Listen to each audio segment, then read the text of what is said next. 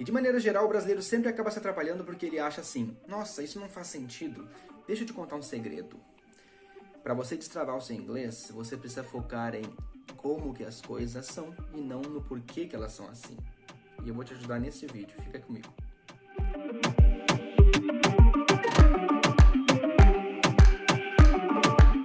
Oi, meu nome é Gabriel e se você é novo por aqui, eu já recomendo que você se inscreva nesse canal, ative o sininho e deixe um like nesse vídeo. E nesse canal eu procuro passar algumas dicas de como estudar inglês, dicas sobre inglês. E se você se interessa por esse assunto, eu recomendo que você fique comigo para os próximos vídeos. No vídeo de hoje nós vamos focar numa coisa chamada verbo auxiliar. Então vamos dividir as duas palavras em duas palavras. Primeiro, verbo. Verbo é uma ação. Cantar, correr, sorrir. Tudo isso são ações, então são verbos. Já a palavra auxiliar vem de auxílio, vem de ajuda. Então, se você sabe que auxílio tem a ver com ajuda, você sabe que um verbo auxiliar tem a função de ajudar. Mas ajudar quem? Ajudar um verbo principal. Você não vai ter um verbo auxiliar em uma oração sem ter um verbo principal, porque a função do verbo auxiliar somente é ajudar o verbo principal. Mas como eu disse lá no começo do vídeo, não faz sentido você ficar procurando o porquê das coisas. No inglês tem muita coisa que não faz sentido mesmo. Então por que você vai ficar questionando? Aprende como é e toca a ficha, vai usando suas frases. Por exemplo, o primeiro verbo que eu vou falar hoje é o verbo will. O verbo will é utilizado no futuro simples. Como assim, teacher? Seguinte, pensa comigo nessa frase. I will sing a song. I will sing a song. O verbo sing é o verbo principal aqui, porque é o verbo que transmite a mensagem da oração. A mensagem da oração é cantar. Então, se eu colocar um verbo will junto com o verbo sing, eu estou querendo dizer, eu cantarei uma canção. I will sing a song.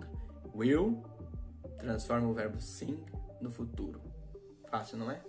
Além do mais, o verbo will está interconectado com os verbos modais, que são o segundo exemplo do vídeo de hoje sobre verbos auxiliares.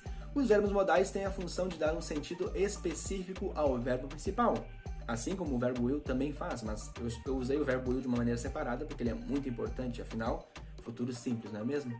Mas vejamos, os verbos modais eles têm então essa função de dar um sentido específico a um verbo principal. Veja um exemplo. You should study hard. You should study hard. O verbo modal aqui é o verbo should, ele é um verbo auxiliar. Por quê? Porque o verbo study significa estudar. Então, quando eu coloco o verbo should antes do verbo study, eu estou falando you should study hard. O should é uma recomendação, ele significa deveria. Então, quando eu digo para você assim, ó, you should study hard, eu estou falando para você, você deveria estudar bastante. You should, você deveria. Esse should não faria sentido se não tivesse um verbo principal, porque ele está ali para auxiliar. Veja bem. O terceiro exemplo e mais importante do vídeo de hoje é o verbo auxiliar to do. Se você for procurar no dicionário o verbo to do, você vai encontrar a tradução fazer. Então ele pode ser um verbo principal, mas no inglês ele é muito mais utilizado como verbo auxiliar do que como verbo principal. Vejamos. Com certeza você já ouviu a frase I don't speak English. I don't speak English. I don't. Do, don't. Don't nada mais é do que a junção de do com not, ou seja, essa oração significa eu não falo inglês. Mas, teacher, você falou que do significa fazer, então pensa comigo, do mais not, não fazer. I don't speak, eu não faço o quê? O que o verbo principal está dizendo, que é speak, falar. I don't speak English, eu não falo inglês. Mas por que é assim?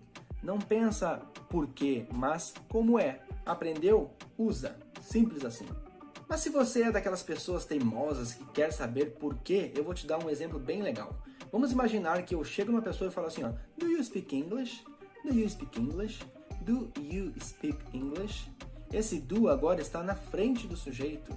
O verbo do agora está na frente do sujeito. E isso quer dizer que toda vez que eu tiver o verbo auxiliar na frente do sujeito, eu sei que é uma pergunta. Então, por que a gente usa o verbo auxiliar? Veja bem nas perguntas. Se a gente coloca um verbo auxiliar na frente do sujeito, eu sei que é uma pergunta antes mesmo de ler a frase inteira. Então, eu já vou preparar a minha voz para fazer uma voz interrogativa.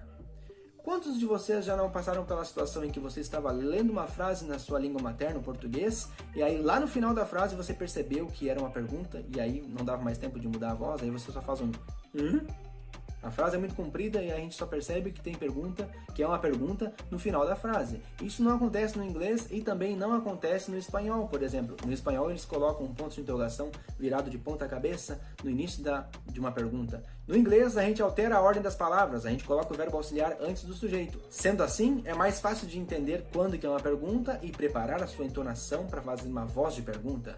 Legal, não é? Uma observação importante, sabe aquele verbo famoso, o verbo to be, aquele verbo que todo mundo conhece, ou todo mundo já ouviu falar, mas às vezes não sabe? Inclusive, se você não sabe ainda o verbo to be, eu vou deixar um card aqui, onde você pode aprender o verbo to be por meio de uma música que eu mesmo criei.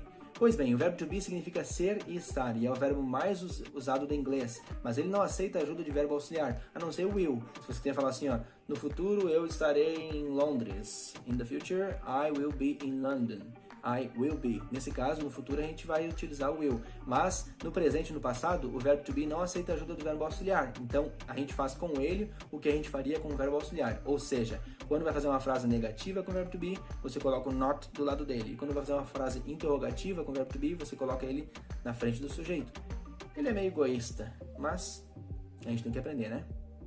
Se você tiver alguma dúvida, deixa aqui nos comentários que eu vou ter um prazer de responder para você aqui no meu canal. Não se esqueça de se inscrever no canal e também de me seguir nas redes sociais, principalmente no Instagram. No Instagram, todos os dias eu estou dando alguma dica de inglês. Siga lá então, @teachercampbell. See you, bye bye!